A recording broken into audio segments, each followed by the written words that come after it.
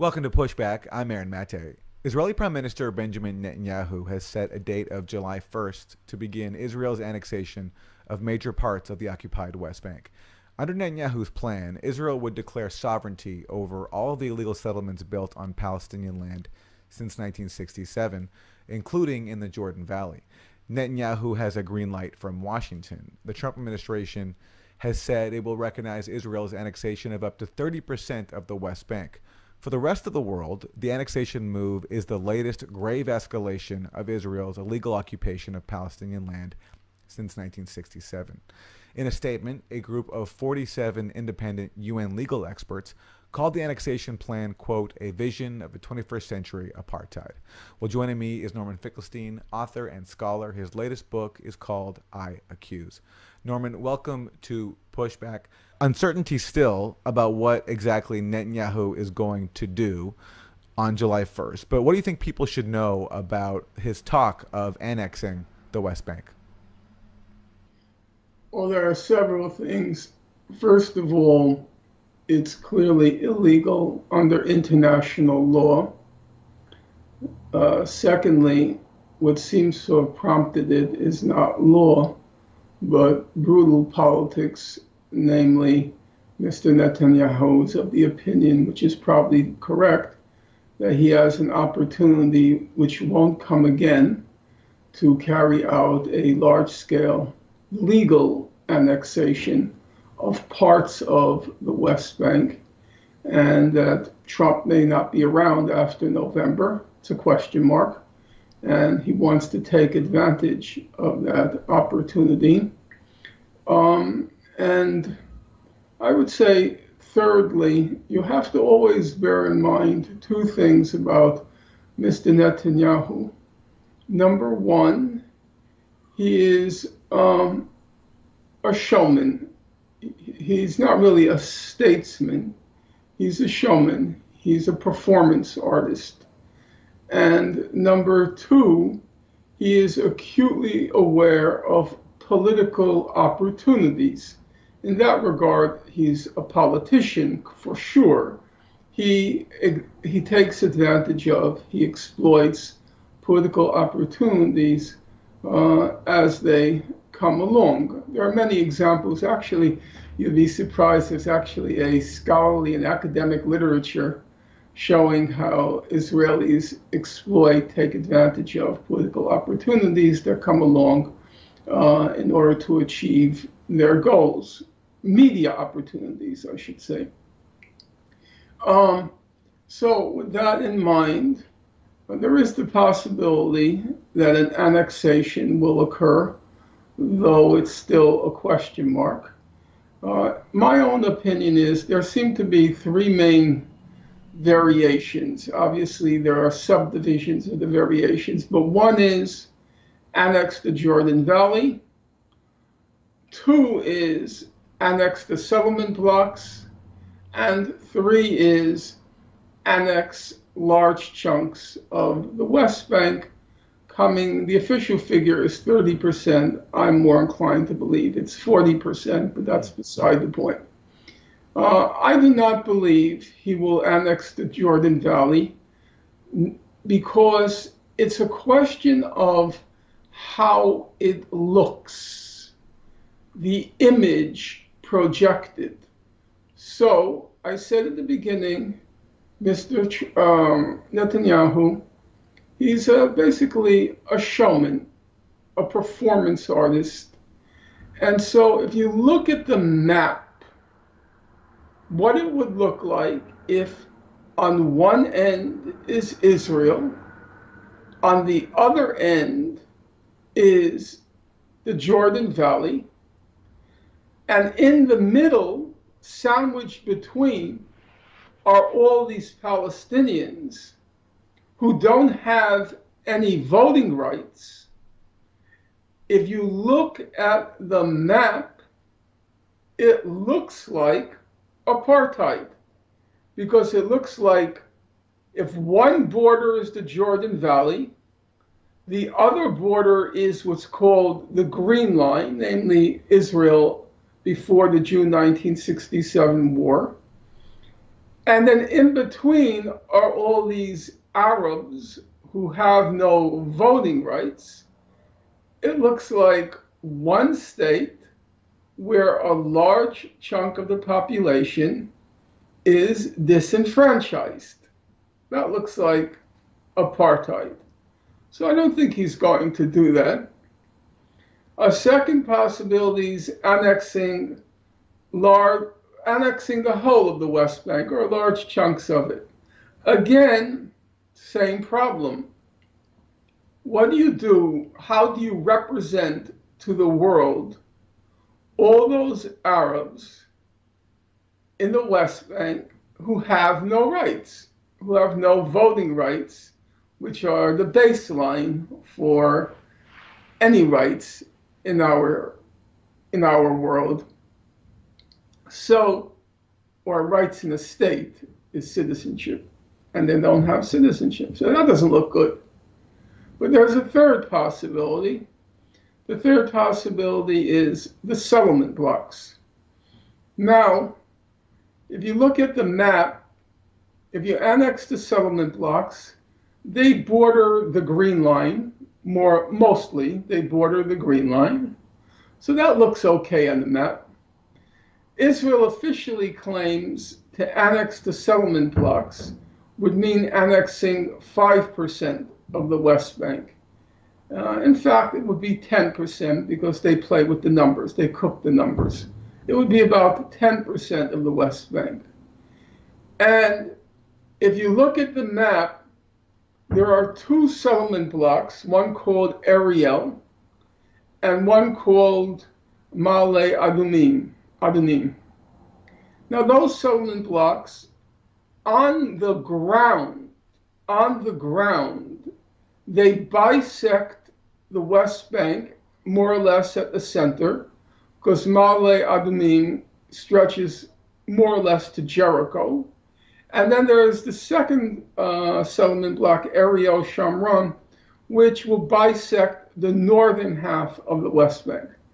However, if you look at the map, it doesn't quite look that way because the map doesn't show the mountainous areas or areas which are mountainous, which means it doesn't look fully like a bisection of the West Bank. The point is, in my view, without going into all the technicalities, you probably can get away with annexing the settlement blocks. First of all the Democratic Party and Republican Party leadership has always said that Israel would get the settlement blocks anyhow in a final settlement. That's what Dennis Ross says, and it's pretty much a Dennis Ross being the former so-called peace envoy for the Clinton administration. Yeah, and he's actually recommended now that Israel annex not the whole West Bank, not the Jordan Valley, just annex the settlement blocks. He's officially on record supporting that. And so first of all, the Democratic and Republican, the political elites have supported Israel's annexation of the settlement blocks already. Secondly, you can put the pretense or make the pretense that there's still a possibility of a Palestinian state because it's only 5% of the West Bank. Thirdly, it can be cast as Netanyahu making a gut-wrenching compromise. He wanted the whole of the land of Israel, and he had to appease the right wing of his coalition. And so he makes his gut-wrenching compromise to annex some territory because otherwise his coalition is going to fall apart. Similar to what they did in Gaza back in 2005, around then, when Sharon reluctantly gave up Gaza, and there was this huge stage performance, and there were the scenes of the settlers being pulled out, and they were wailing, and we're supposed to feel sorry for them. Meanwhile, Israel as it's pulling out of Gaza, it's consolidating its control and expanding its control over the much more valuable territory in the occupied West Bank. Listen, I've said many times, if there were an Academy Award, an Oscar, for Best Dramatic Performance by a nation state, Israel would win hands down every year. There wouldn't even be competition. It would be like comparing Sir Laurence Olivier with Brad Pitt. I mean, Israel is so practiced at the art of performance. And so they will manage to turn this illegal annexation, which will enable Israel to appropriate some of the best farmland in agricultural land in the occupied Palestinian territories, and would effectively make a Palestinian state and preclude the possibility of a Palestinian state for geographic and economic reasons, which I don't want to bore listeners with. They'll manage to turn it into another agonizing, anguishing, gut-wrenching compromise by Israel. And you can I could write the script. I can write the script. So I think that's probably what will happen. And everybody will be in a celebratory mood. No, quite the contrary, take that back. Israel, the Israeli right wing, I should say the Israeli right wing, because there's a right wing, there's a right wing, and there's a right wing. There's no center and there's no left in Israel. So an unusual state in the world in that regard. But the right wing and the right will be so angry, and they'll be so indignant, and everybody else, the New York Times, will be celebrating the fact that Netanyahu made a pragmatic decision that kept the two-state solution alive.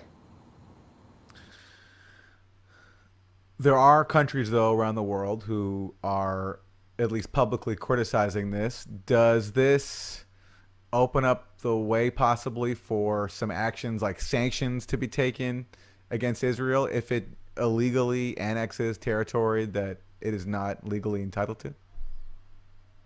I don't believe that will happen, because the way it's going to be presented to the world, it'll be presented as a pragmatic compromise. It won't be presented as an illegal annexation. They'll keep repeating the fake figure of 5%.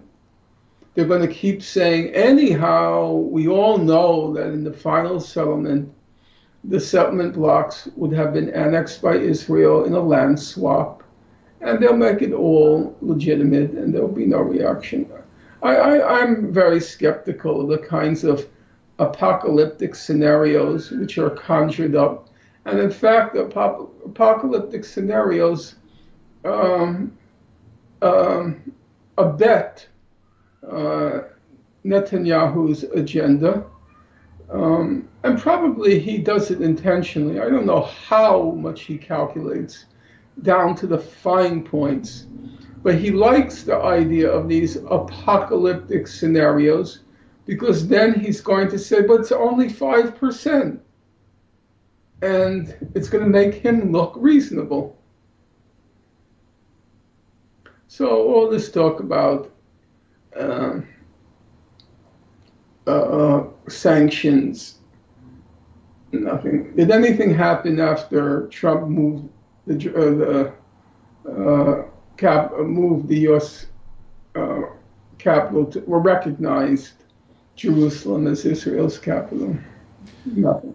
But let's point out something positive, which is that Bernie Sanders came somewhat close to the nomination, and during the process, his advocacy of basic Palestinian rights was popular, and that message is increasingly resonant inside the Democratic base. So as we wrap, in terms of holding Israel accountable, pushing back on the Trump administration's support for Israeli annexation, do you see a ray of light possibly right here inside the U.S. when it comes to sentiment towards Israel and people no longer be willing to, except for those in Congress, to stand by as it commits its atrocities?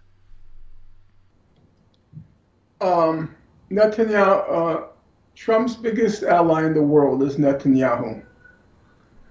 That doesn't play very well with a lot of people, even people who support Israel. It just doesn't play well because you're supposed to be anti-Trump. If you're a member of the, if you're a Democratic Party member or you support any of the popular causes, you're supposed to be anti-Trump. So it doesn't play very well that Trump has the closest alliance of any world leader with Netanyahu. So there is an unexpected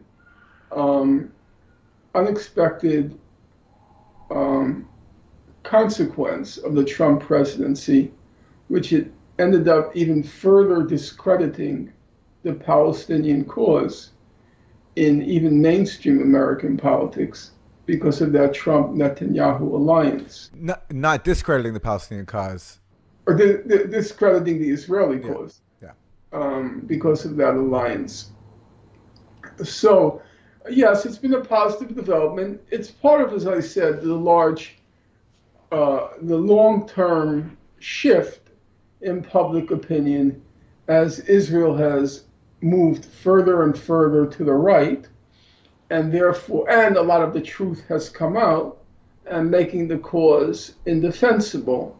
A lot will depend on whether you can make the Palestinian cause again make it a salient issue in American political life.